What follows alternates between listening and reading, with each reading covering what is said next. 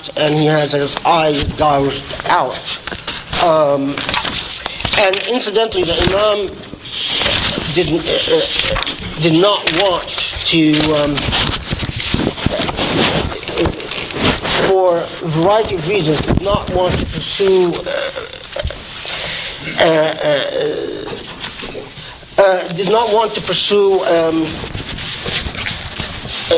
did not want to become a public, well-known figure, and so that led to various complications in itself. Okay, I want to though share with you some of the U.S. because that is always a question I always get. Some of the U.S. Folks.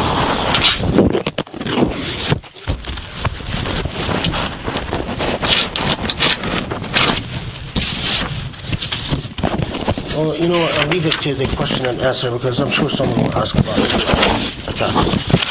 All right, so there is a concrete, and other than various human rights reports and that document, including by the FBI, the rise of hate crimes and so on. But that in itself doesn't give you a full sense of the depth, the roots of this problem. And part of the roots, I think, explain the nature of the discourse that we are experiencing today.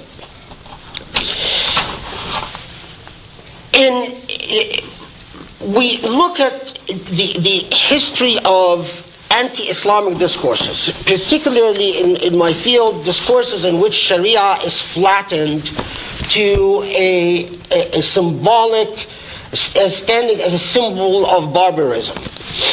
And there is that type of message moves between vulgarity and more civil, sophisticated articulation of the same idea. Vulgar articulations of the idea accompanied various violent campaigns throughout the Crusades, medieval time. Colonialism had its own class of scholars which articulated the same message in sophisticated terms. So instead of, for instance, saying that Sharia naturally propels people into violence, the arguments constructed where, Muslim precedents show that their attitude towards treaties is not one that reveres the promised word, and anthropologically Muslims tend to break their promises, etc., etc. And this is what Edward Said responded to in his famous book Orientalism. But the discourse moves from what Edward Said was talking about, I describe as a civil anti-Islamic discourse. But the discourse moves back into vulgarity, into a more vulgar momentum. Interestingly, in the 1990s and around the Bosnian genocide. And to me, this is a critical point for a variety of reasons, because at the time that the Bosnian genocide is perpetuated, the discourse has a very concrete and a practical objective. It is not simply a part of an ideological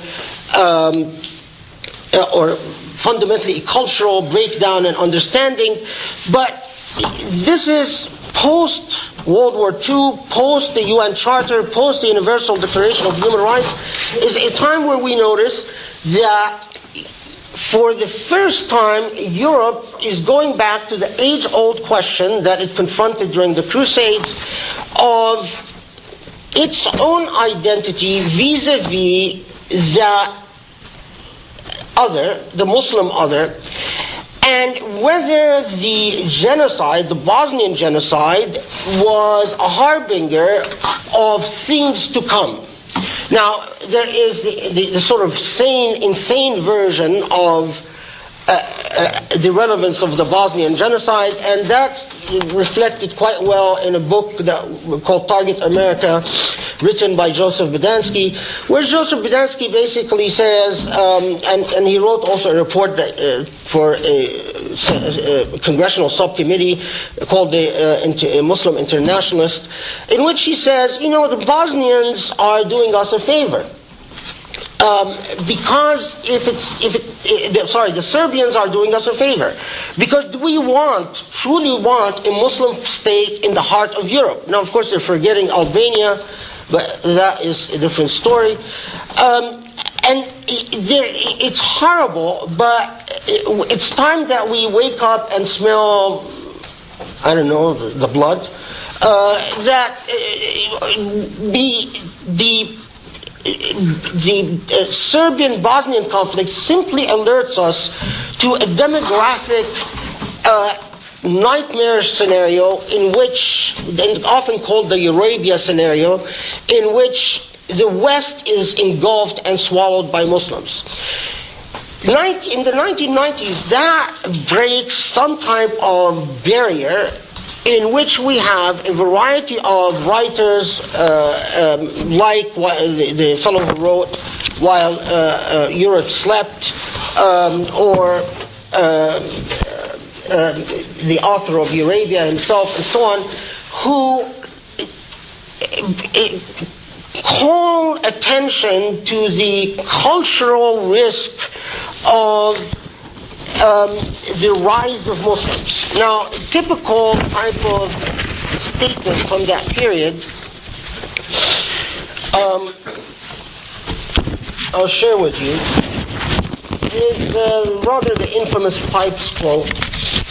This he wrote in the 1990s, I'm not quite sure exactly.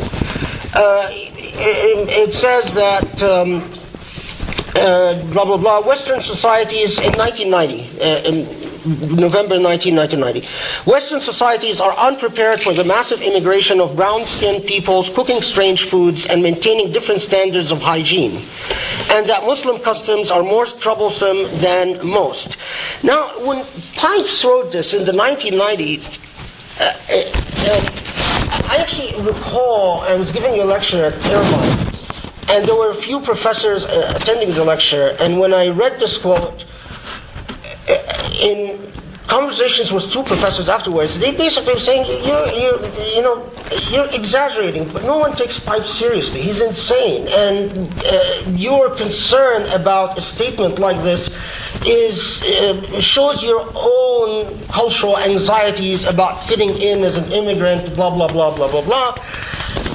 At the time, I have to admit, I thought, well, maybe they have a point. But the Pipes-type discourse, which was reserved and more civil than the discourses after 9/11, 9/11 presents a watershed moment where remarkably it becomes open season. The idea needs no holding back. And so then, from there on, we have a different class of quotes, and I'll point out of some serious consequences, other than humanitarian, anecdotal, individual stories. So, for instance, during this period, we see in 2004 or 2003, I don't remember, Bruce Bowers, Whilst Europe Slept, How Radical Islam is Destroying the West from Within, win a nomination to the the National Book Critics Circle Award. Something unthinkable when Edward Said was writing, and something unthinkable in the 1990s, that a book like that essentializes a whole group of various ethnicities with various traditions, with various cultures, would be nominated in this fashion, really represented a serious cultural phenomenon. Then we start getting even into more difficult and challenging and troublesome challenges to the ethos of the post-humanist ethos, at least of the modern world. I'll give you just examples. This is, of course, probably the infamous Michael Savage, where it says, here's a typical quote from 2006. They say, there's 1 billion of them, Muslims. I say, well, so kill 100 million of them, and then there will be 900 million of them. I mean, would you rather us die than them? I mean, what is it going to take for you people to wake up? Would you rather we disappear or we die? Or would you rather they disappear and they die? Because you're going to have to make the choice sooner rather than later. Now, I'll say something about waving away, which a lot of my colleagues tend waving away these types of statements. Another, Mark Stern, and ties in nicely to the genocide, the Serbian genocide theme, says, this is in 2001, the Serbs figured it out a long time ago, that as other continentals will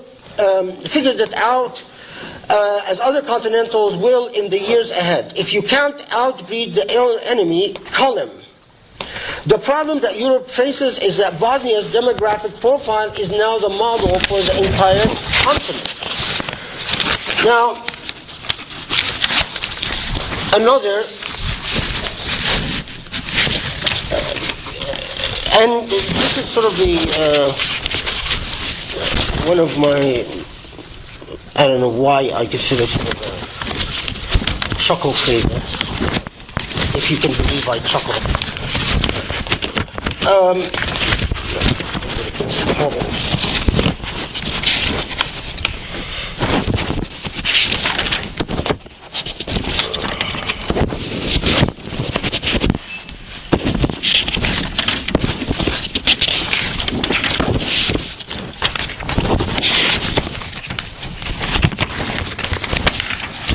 Well, it is the reason it has to.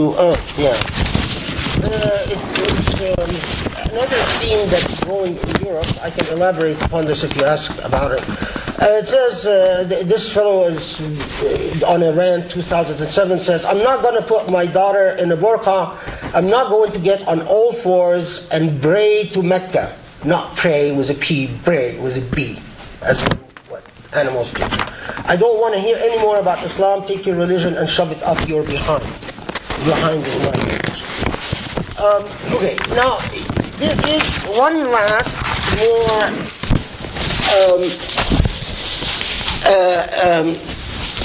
what shall I say more cozy version of this discourse presented by Glenn Beck. Glenn Beck in 2006 says that his main concern, he predicts that in the next 10 years Muslims in the West will find themselves in internment camps, and he says in typical quote, "All you Muslims have sat on your frickin' hands the whole time and have not been marching in the streets and have not been saying, hey, you know what? There are good Muslims and bad Muslims.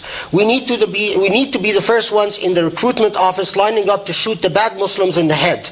I'm telling you, as God is my witness, human beings are not strong enough, unfortunately, to restrain themselves from putting up razor wire and putting you on one side of it. When people become hungry, when people see that their way of life is on the edge of being over, they will put razor wire up, and just based on the way you look or just based on your religion, they will round you up. Is that wrong? Oh my gosh, it is Nazi. World War II wrong. But society has proved it time and time again, it will happen. So it's more kind because it takes the position of, well, if you don't do it, this is going to happen to you, and I care about what happens to you. So now, okay, so I go back again to, should the Sharia expert care? I mean, should any of this? Well, let me speak very concretely. In a rather long experience since 2001. I've encountered these discourses in a variety of contexts. Now, of course, they have very broad audience on radio, on television. It is well known that their books sell